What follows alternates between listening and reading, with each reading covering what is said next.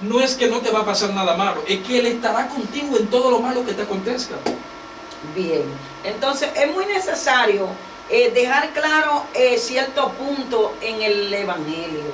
Y es que cuando la persona viene al Evangelio, tiene por entendido es que su vida va a cambiar, pero es que no va a tener necesidad económica, que no se va a enfermar, que no le puede pasar un accidente. Y realmente todo eso no puede suceder siendo cristiano. Y no porque Dios no esté con nosotros, no porque Dios no seamos guiados por el Espíritu Santo. Debemos de estar claros, y es que cuando nosotros no conocemos del Señor, tenemos una vida de desorden. Y cuando ese desorden tiene que venir a un orden, pues causa como un caos. Podemos poner un ejemplo de una mujer prostituta que se mantenía, ¿verdad?, vendiendo su cuerpo y se convierte a Cristo, ya no puede prostituirse.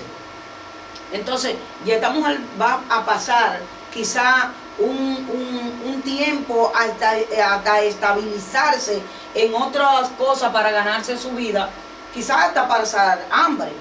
Entonces, muchos por eso vienen a los pies de Cristo y no permanecen. Y es porque muchos le pintan el Evangelio de tal manera que se cree que no se sufre. Y en ninguna porción de la Biblia, en ninguna parte, en ningún libro de la Biblia está de que al usted convertirse a Cristo no viene un sufrimiento. Claro está, ese sufrimiento viene acompañado de ¿qué?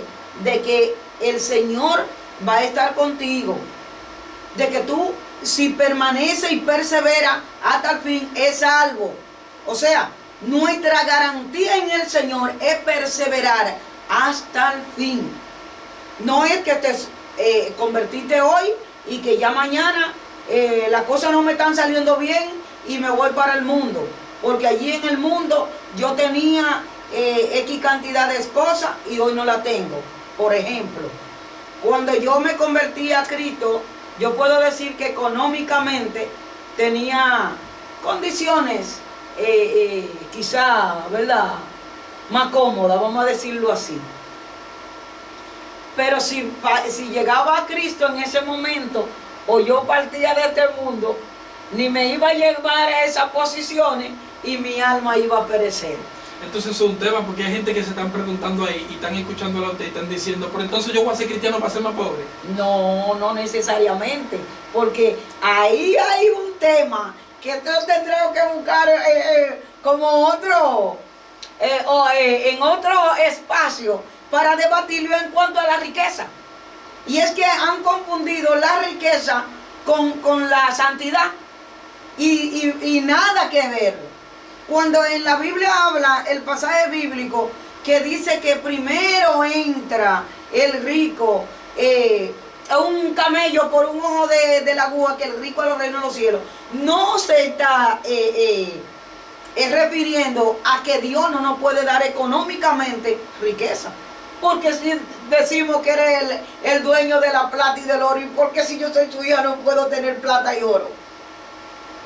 Lo que pasa es... Incluso en su nacimiento a él le llevaron oro, incienso, ¿verdad? Sí. Lo que pasa es que nosotros no podemos buscar del Señor solo con el enfoque material de que vamos a tener riqueza, sino que el enfoque material de nosotros sea el reino de Dios y su justicia. ¿Sabe? Y no la añadidura que ahí es que viene lo que es la riqueza, el carro, la casa y así por el estilo. ¿Sabe que yo creo que Dios esa parábola la expresó de el rico y el ojo de una aguja con el camello? Era porque realmente vemos que en la misma Biblia hay otra parábola de un joven que era rico. Y cuando él le dijo, Señor, yo he guardado todo, yo he hecho todo bien, mire, yo he honrado a mi padre, yo he honrado a mi madre. Jehová le dijo que vendiera todo lo que tenga y que se lo diera a los pobres. El problema del rico en no entrar al reino de los cielos no es porque sea rico, es que ama más la riqueza que a Dios. El problema de Dios con la riqueza no es no bendecirte, es que tú pongas a la riqueza o al dinero por encima de Dios.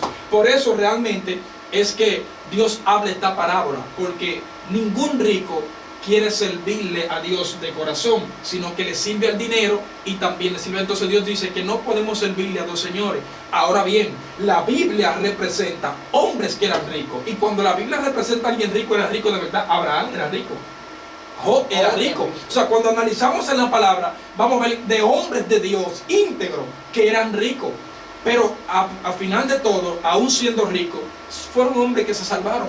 ¿Pero por qué? Porque el Dios de ellos era Jehová primero que el dinero y las riquezas. Entonces, Dios no te está diciendo que tú tienes que vivir un evangelio miserable, un evangelio sin dinero, un evangelio sin plata. Dios te está diciendo que Dios sea el centro de tu vida y el primer lugar en todo, por encima del dinero que tú tengas, las posesiones que tú tengas, y que tú entiendas que Dios es uno y solo Él el digno de ser adorado. David, el tema de hoy involucra muchas cosas y yo no quiero nada más como dejarlo involucrado en algunas, sino que ¿en qué nos podemos nosotros involucrar para buena causa con aquellos que no conocen del Señor? Bien, nosotros podemos en buena causa todo lo que no tiene que ver, por ejemplo, exactamente con Dios, pero que tampoco tenga que ver con Satanás. Usted dirá, pero ¿cómo así? Porque lo que no tiene que ver con Dios tiene que ver con Satanás. Hay cosas seculares que podemos hacer que son limpias y que agradan a Dios, y que aún no se esté haciendo en el momento, quizás para agradar en un culto o un servicio a Dios, pero lo que se está haciendo de manera sana. Por ejemplo, hay personas que no son cristianas, en el sentido, son creyentes, no son cristianas porque no son seguidores de Cristo, y son personas que hacen mucha obra, bendicen a personas necesitadas, le llevan compras, le llevan ropa, y esas son cosas buenas, esas son buenas costumbres. O sea, realmente no podemos mezclar a alguien no cristiano a hacer ese tipo de obra, sabiendo que Cristo también bendice al necesitado. Entonces realmente podemos nosotros incluirnos en muchas cosas que tengan que ver, siempre y cuando que no tengan que apartarte de Dios, ni separarte de lo de Dios, ni que tengan que confabularte en algo por detrás, en contra de lo que viene con Dios. Amén. Yo creo que realmente como cristianos nosotros debemos, como en estos días yo analizaba y viendo tantas cosas de diferente manera pasando en la sociedad, de que nosotros como cristianos debemos involucrarnos y quitarnos esos tabú de creernos de que si llegamos a un lugar, ya porque ese lugar no sea un lugar rodeado de cristianos, nos vamos a contaminar. Yo creo que aquel creyente que tenga a Cristo en su corazón debe involucrarse más. ¿En qué?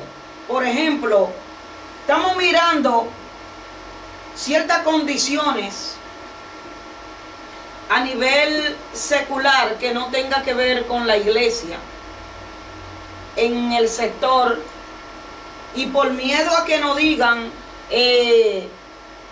se juntan con fulano, no estamos llevando esa palabra a donde está la necesidad. Desde que yo me convertí, yo tengo la curiosidad y yo voy a aprovechar a ver. Y es de ir a esos centros donde trabajan esas mujeres prostituyéndose. Esa ha sido una curiosidad mía desde que yo me convertí. Y yo creo que Dios me va a dar la oportunidad antes de yo morir. ¿Por qué esta curiosidad, David?